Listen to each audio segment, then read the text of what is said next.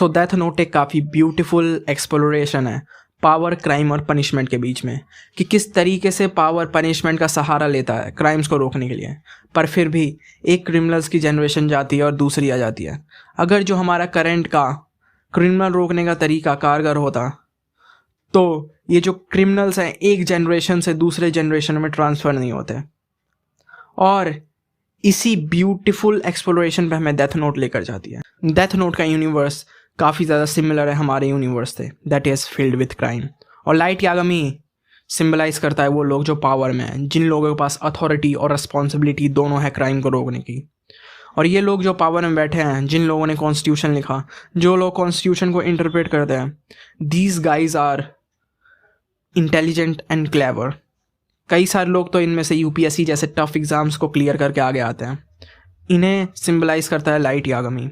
So let's start with the character of light Yagami. Light Yagami एक ऐसा character जिसके नाम में ही एक आयरनी छुपी हुई है, या कह लो इसका नाम ही बहुत ज़्यादा पैराडॉक्सिकल है। पूरी डेथ नोट एनिमे में लाइट यागामी को ही सबसे ज़्यादा लाइट की ज़रूरत थी, क्योंकि लाइट कितना भी चालाक हो, कितना भी इंटेलिजेंट हो, पर वाइज नहीं था, समझदार नहीं था। अगर वो समझदार होता तो उसे दिख जाता कि जिस तरीके से वो क्राइम को ख़त्म करने की कोशिश कर रहा है वही तरीका पूरी दुनिया ने सदियों से अपनाया है, पर क्राइम्स अभी तक ख़त्म नहीं हुए। यानी क्रिमिनल को पनिश करना, कि सोसाइटी से क्रिमिनल्स को हटा दो और क्राइम ख़त्म हो जाएगा, दुनिया क्राइम फ्री हो जाएगी। और जो क्रिमिनल आगे चल के क्राइम करने का सोचेगा भी, उसे डर रहेगा पनिशमेंट का। उसे डर रहेगा पनिशमेंट का तो 100 बार सोचेगा पहले क्राइम करने से। समझ लो यही डेथ नोट अगर किसी समझदार व्यक्ति जैसे सोक्रेटिस, गौतम बुद्ध, अगर इन लोगों के हाथों में आ गई होती तब ये क्या करते। डेथ नोट आने का मतलब हुआ किसी की ज़िंदगी और मौत की ताकत तुम्हारे हाथों में आ जाना। तो शायद ये डेथ नोट को फेंक देते और कहते कि जिन समाजों ने, जिस सिस्टम ने उन क्रिमिनल्स को पैदा किया, अगर हम उन समाज और सिस्टम को नहीं बदलेंगे तो हम एक क्रिमिनल को मार देंगे और 1000 पैदा हो जाएंगे। क्योंकि जब कोई भी बच्चा पैदा होता है तो हाथ में चाकू लेके पैदा नहीं होता और कहता कि मैं क्रिमिनल बनूंगा। He must have gone through a process to become a criminal. तो हमारा काम है उस प्रोसेस को सुधारना।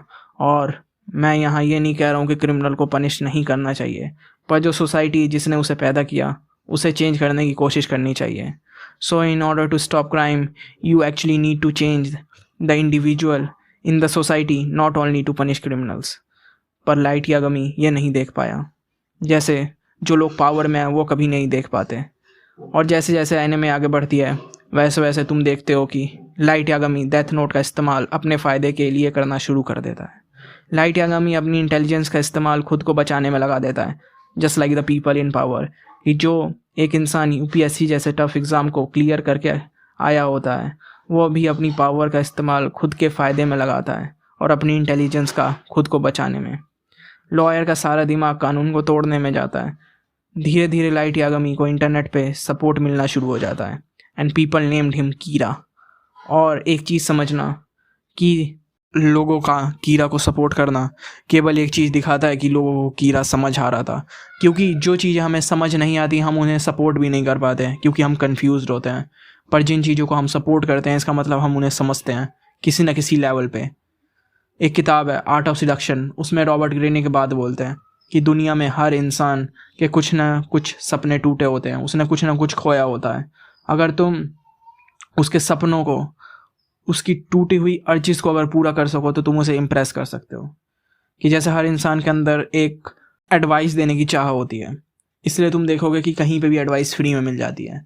तो अगर तुम्हें उसे इम्प्रेस करना है तो उसकी इस अर्ज को पूरा करने की कोशिश करो और तुम उसे इम्प्रेस कर दोगे। ये तो काफ़ी एक छोटा सा एग्जाम्पल हो गया, पर बस बात को पकड़ना। तो एक चीज़ समझना, अगर तुम्हें लोगों को अट्रैक्ट करना है तो उनकी फैंटेसीज़ को जाकर टिकल करो।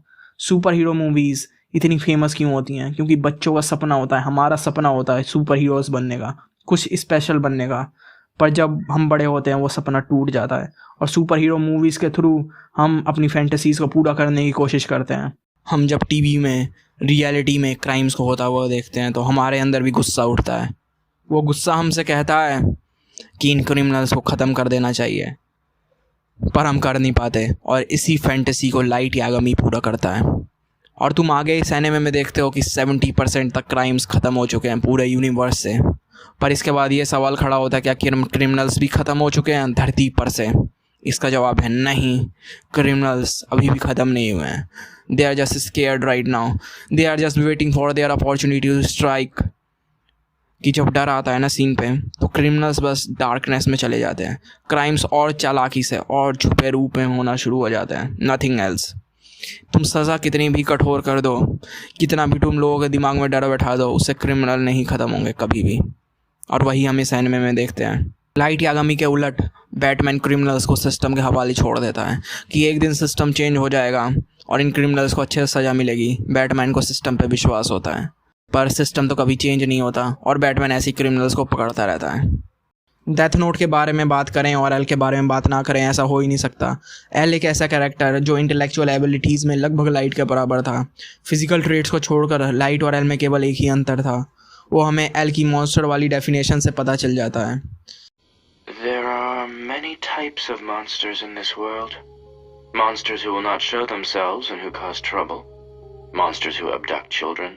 Monsters who devour dreams. Monsters who suck blood. And monsters who always tell lies. Lying monsters are a real nuisance. They are much more cunning than other monsters. They pose as humans, even though they have no understanding of the human heart.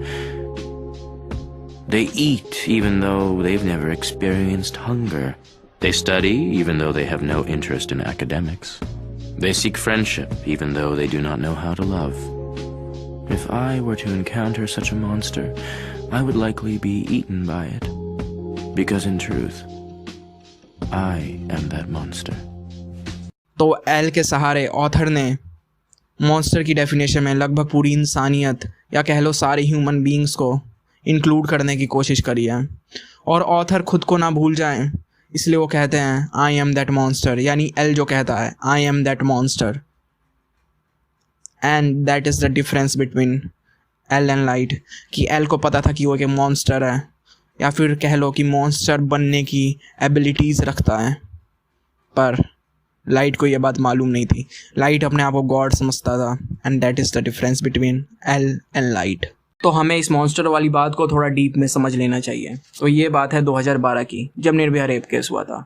उस समय सारे लोग अपने हाथों में मोमबत्ती लेकर सड़कों पर बाहर आ गए थे, और उस समय ऐसा लग रहा था कि सारे क्राइम्स रुक जाएंगे।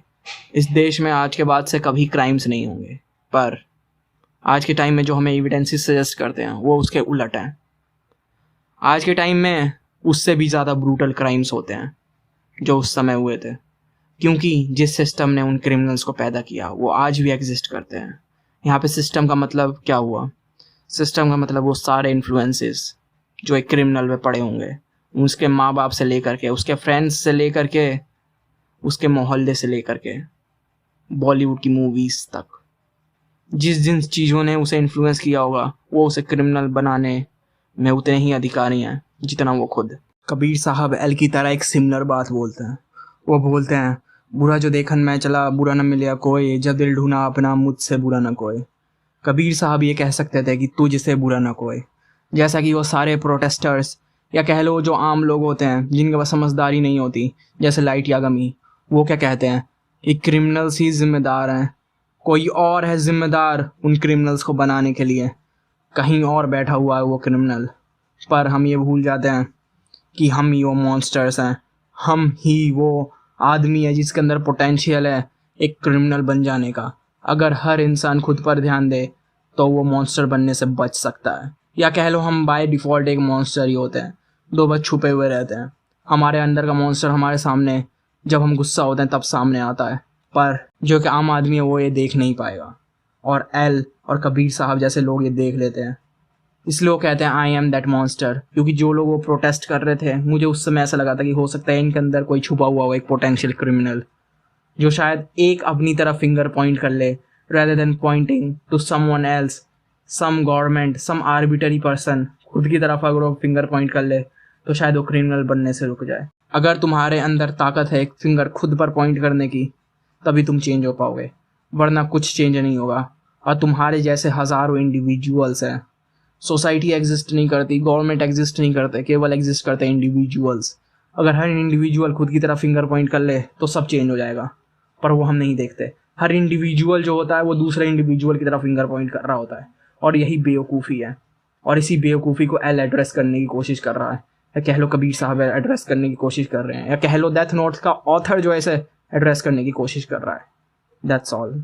हज़ारों प्रोटेस्ट होते रहे हैं और हज़ारों प्रोटेस्ट होते रहेंगे, पर ना ही इनसे कुछ बदला है, ना ही इनसे कुछ बदलेगा when it comes to individual.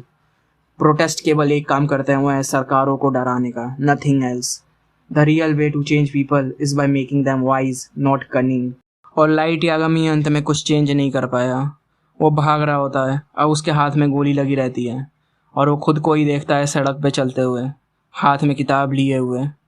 It is just the author way of telling you कि लाइट यागामी ने जहाँ से शुरुआत करी थी वहीं पे वो अंत कर रहा है। लाइट यागामी ने कुछ लाख क्रिमिनल मार दिए होंगे, पर उससे चेंज किया हुआ कुछ भी नहीं।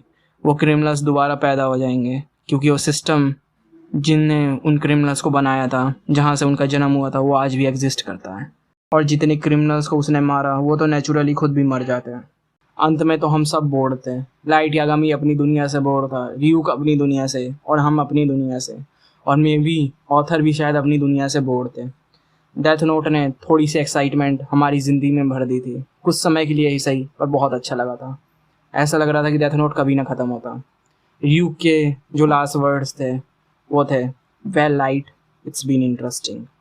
और हम इस लाइन से एग्री कर सकते हैं।